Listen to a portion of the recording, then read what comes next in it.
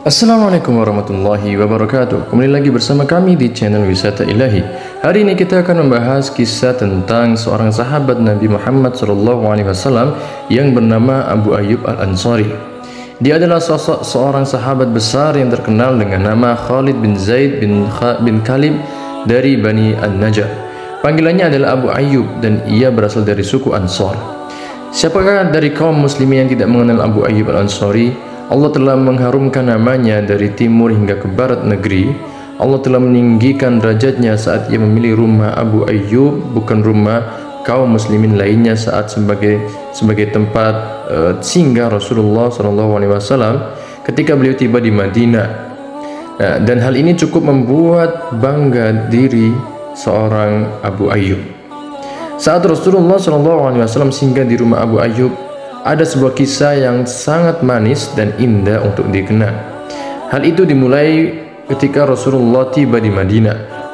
Beliau disambut oleh para penduduk Madinah dengan sambutan yang begitu mulia. Mata mereka memancarkan kerinduan seseorang kekasih kepada sang Nabi. Mereka mau membukakan pintu hati mereka bagi beliau. Mereka juga membuka pintu mereka agar Nabi Muhammad SAW mau singgah sebagai tempat singgahan yang paling mulia. Akan tetapi Rasulullah sempat singgah di Quba, sebuah dataran yang terdapat di Madinah 4 hari lamanya. Nah, selama itu Rasulullah sempat membangun sebuah masjid yang kemudian menjadi masjid pertama yang dibangun berdasarkan takwa. Kemudian beliau pergi meninggalkan Quba dengan mengendarai untanya menuju Madinah. Di tengah perjalanan, para pemuka Yasrib menghalangi jalan Rasulullah. Masing-masing dari mereka menginginkan agar Rasulullah berkenan singgah di rumah salah satu dari mereka. Masing-masing mereka menarik unta Rasul sambil berkata, "Menginaplah di rumah kami ya Rasulullah dalam penjagaan dan pengawasan yang begitu kuat." Rasul bersabda kepada mereka, "Biarkan unta ini berjalan, karena ia sudah diperintahkan." Unta Rasulullah lalu melanjutkan perjalanannya menuju ke tempat tujuan yang diikuti oleh pandangan mata dan harapan hati para penduduk Madinah. Jika unta tersebut telah melewati sebuah rumah, maka penghuni rumah tadi menjadi sedih dan putus asa dibuatnya. Pada saat yang sama, sinar pengharapan masih terus terpancar pada jiwa para tetangganya yang belum dilewati oleh unta Rasulullah SAW. Unta tersebut masih saja melakukan tugasnya dan para manusia mengikuti jejaknya karena mereka betapa ingin mengetahui siapa yang akan mendapatkan keberuntungan ini. Sehingga unta tersebut tiba di sebuah pekarangan kosong di depan rumah Abu Ayyub Al-Ansari dan unta tadi langsung duduk di sana. Akan tetapi meski unta sudah duduk, namun Rasulullah belum juga turun dari punuknya. Unta tersebut juga terus duduk di sana. Ia tidak lompat, berdiri lalu pergi, dan Rasulullah melepaskan tali kekang dari untanya. Unta beliau masih saja tetap di sana tanpa mengangkat kaki, dan ia masih tetap di tempat berhentinya yang semula. Pada saat itu terbuncah kegembiraan hati Abu Ayyub Al-Ansari dan ia langsung menghamburkan diri menghampiri Rasulullah untuk menyambut beliau. Ia membawakan barang-barang milik Rasulullah seolah ia sedang membawa harta karun yang terkandung di seluruh dunia ini, dan ia pun masuk ke dalam rumahnya. Rumah Abu Ayyub terdiri dari 2 tingkat. Abu Ayyub mengosongkan tingkat atas dari rumahnya agar Rasulullah SAW bisa tinggal di sana. Akan tetapi Rasulullah lebih memilih untuk tinggal di bawah saja, dan Abu Ayyub pun melakukan permintaan Rasulullah dan menempatkan beliau ke sesukanya. Begitu malam mulai datang dan Rasulullah sudah berada di peraduannya, Abu Ayyub dan istrinya hendak naik ke tingkat atas. Begitu mereka baru saja mau menutup pintu, Abu Ayyub menoleh ke arah istrinya sambil berkata, "Celaka kamu, apa yang telah kita perbuat? Apakah pantas Rasulullah berada di bawah dan kita tinggal di atasnya? Apakah kita akan melangkah di atas tubuh Rasulullah? Apakah kita akan berjalan di antara seorang nabi dan wahyu? Kita bisa celaka kalau begitu." Akhirnya suami istri tersebut menjadi bingung dan mereka berdua tidak tahu mau berbuat apa. Keduanya merasa tidak tenang karena berada di atas Rasulullah SAW. Begitu menjelang pagi, Abu Ayyub berkata kepada Nabi Muhammad SAW, "Demi Allah, tadi malam kami tidak bisa tidur, baik aku atau Ummu Ayyub." Rasulullah bertanya, "Mengapa demikian wahai Abu Ayyub?" Ia menjawab, "Aku teringat bahwa aku berada di tengah rumah di mana engkau berada di bawahnya, dan aku sadar bahwa jika aku bergerak pasti aku membuat debu berterbangan dan menimpamu sehingga dapat mengganggumu. Dan aku teringat bahwa aku akan menghalangi dirimu dan wahyu."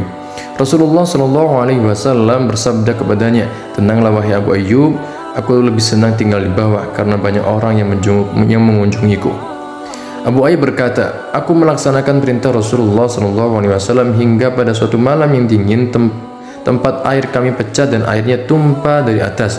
Maka aku dan Ummu Ayyub bergegas menghampiri air tersebut. Kami tidak memiliki apa-apa selain selembar kain yang kami jadikan lap.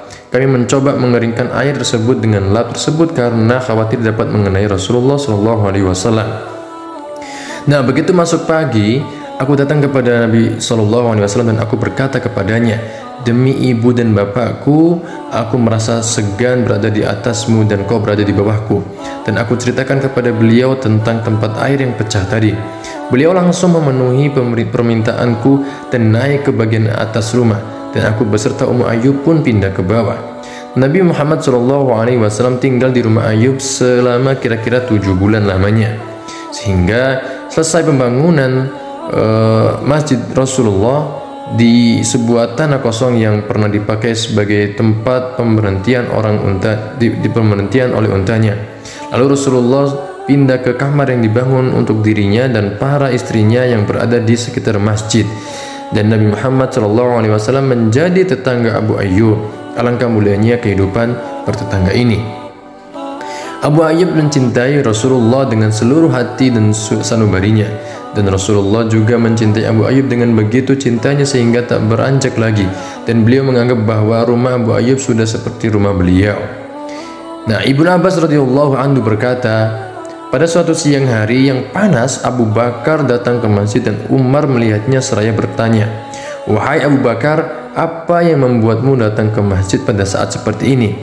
Abu Bakar menjawab, "Yang membuatku datang ke masjid tiada lain karena aku merasa amat lapar sekali."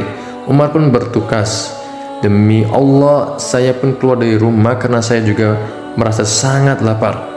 Saat keduanya sedang merasa amat lapar, lalu datanglah Rasulullah SAW ke arah mereka sambil bertanya, "Apa yang membuat kalian berdua keluar pada saat seperti ini?" Keduanya menjawab, "Demi Allah, kami keluar dari rumah karena di rumah kami tidak terdapat apa-apa untuk dimakan dan kami merasa sangat lapar." Rasulullah membalas, "Demi Allah, aku pun keluar karena hal yang sama. Kalau begitu ikutilah aku." Akhirnya mereka bertiga datang ke rumah Abu Ayyub Al-Ansari radhiyallahu anhu. Abu Ayyub setiap hari menyisakan makanan untuk Rasulullah SAW. Jika Rasulullah terlambat datang atau tidak datang pada waktu makan, maka makanan tersebut ia berikan kepada keluarganya. Begitu mereka sampai di depan pintu rumah Abu Ayyub, maka keluarlah Ummu Ayyub sambil berkata, "Selamat datang kepada Nabi Muhammad dan orang yang bersamanya." Lalu Nabi Muhammad pun bertanya kepadanya, "Kemana Abu Ayyub?" Abu Ayyub mendengar suara Nabi Muhammad saat itu sedang bekerja di bawah pohon kurma dekat rumahnya, dan ia pun langsung datang menghadap segera sambil berkata, "Selamat datang kepada Rasulullah dan orang yang bersamanya." Kemudian ia menyambung, "Wahai Nabi Allah, ini bukanlah waktu yang biasanya engkau datang."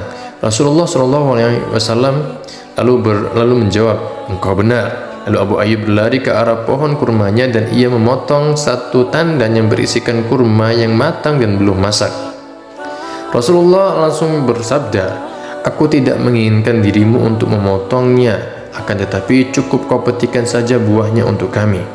Abu Ayyub menjawab, "Ya Rasulullah, aku amat ingin engkau memakan kurma yang masak maupun tidak dari pohon ini, dan aku akan menyembelih hewan untukmu juga." Rasulullah menjawab, "Jika kau ingin menyembelih hewan, sembelihlah, namun jangan yang banyak susunya." Maka Abu Ayyub langsung mengambil seekor anak kambing lalu menyembelihnya. Lalu ia berkata kepada istrinya, "Aduklah adonan dan buatkan kami roti, sebab engkau amat tahu cara membuat roti." Ia lalu mengambil separuh dari anak kambing tadi dan memasaknya, setengahnya lagi ia panggang. Begitu makanan telah masak dan telah dihidangkan kepada Rasulullah dan kedua sahabatnya, maka Rasulullah SAW langsung mengambil sepotong daging dari anak kambing tadi dan beliau meletakkannya dalam roti. Beliau pun bersabda, "Ya Abu Ayyub, bawalah segera potongan daging ini kepada Fatimah, karena ia belum memakan apapun seperti ini sejak tadi pagi." Begitu mereka semua telah menikmati makanan dan merasa kenyang, Nabi SAW bersabda, "Roti, daging, kurma mentah dan kurma masak." Lalu kedua mata Rasulullah meneteskan air mata. Beliau pun bersabda, "Demi jiwaku yang berada dalam genggamannya, ini adalah kenikmatan yang akan dipertanyakan kepada kalian di hari kiamat. Jika kalian menemukan makanan seperti ini dan kalian sudah mulai memegangnya dengan tangan kalian, maka bacalah Bismillah. Jika kalian sudah merasa kenyang, maka bacalah Alhamdulillahilladzi huwa asba'na wa an'ama alaina fa afdala." Nah, lalu Rasulullah bangkit dan berkata kepada Abu Ayyub, "Datanglah menghadap kami besok hari." Rasulullah adalah seorang yang bila menerima jasa baik dari orang lain, maka ia ingin membalas kebaikan tersebut. Akan tetapi Abu Ayyub belum pernah mendengar hal itu. Umar lalu berkata kepada Abu Ayyub, "Nabi Muhammad SAW menyuruhmu untuk mendatangi beliau besok hari, wahai Abu Ayyub." Abu Ayyub pun lalu berkata, "Baik, dan aku akan taati perintah Rasulullah."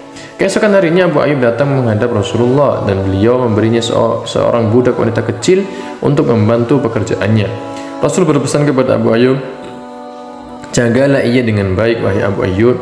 Tidak ada kami dapati darinya selain kebaikan selama ia bersama kami." Abu Ayyub kembali ke rumahnya bersama budak wanita kecil itu. Begitu Ummu Ayyub melihat budak tadi, ia langsung bertanya, "Milik siapa budak ini, wahai Abu Ayyub?" Ia menjawab, "Dia milik kita. Rasulullah telah memberikannya kepada kita." Istrinya menjawab, "Agungkanlah orang yang memberikannya, dan alangkah mulianya pemberian ini."